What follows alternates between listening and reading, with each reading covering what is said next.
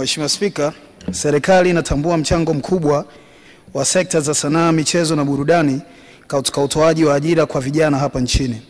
Hivyo, serikali kwa kushirikiana na wadau mbalimbali imewekeza katika miundombinu, matukio ya kitaifa na kimataifa na programu mbalimbali za kukuza vipaji, jambo lililochangia kuongezeka kwa fursa za ajira kwa vijana wa Kitanzania. Mheshimiwa Spika, miongoni mwa hatua tulizochukua ni pamoja na ujenzi na ukarabati wa viwanja mbalimbali vya michezo hapa nchini, uratibu na utekelezaji wa matukio mbalimbali kama vile sanaa mtaa kwa mtaa, tuzo za muziki, tuzo za filamu, tuzo za wacheshi, tamasha la muziki wa dansi na Samia Serengeti Music Festival.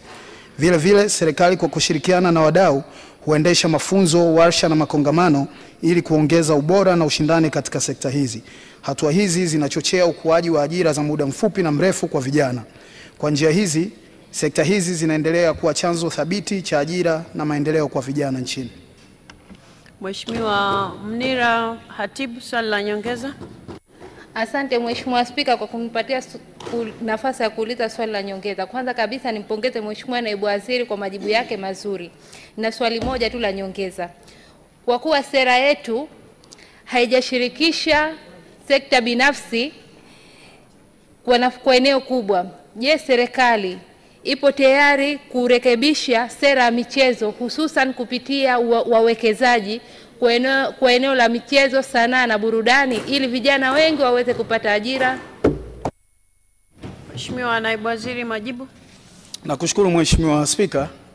Sera ya maendeleo ya michezo ya mwaka 1995 imetaja mambo ya michezo kama masuala mtambuka na imebainisha ushiriki wa sekta binafsi kwenye maeneo mbalimbali kujaribu kuleta maendeleo ya michezo nchini.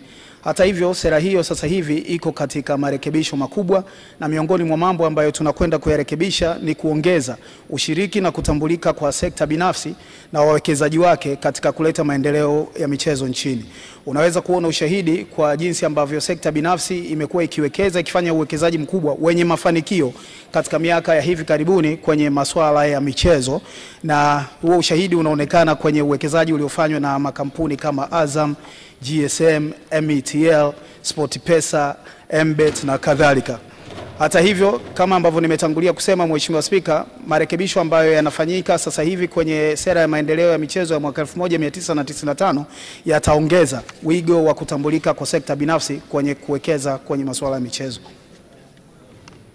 Mheshimiwa Naibu Waziri, asante sana kwa majibu yako kwa maswali ya waheshimiwa wabunge.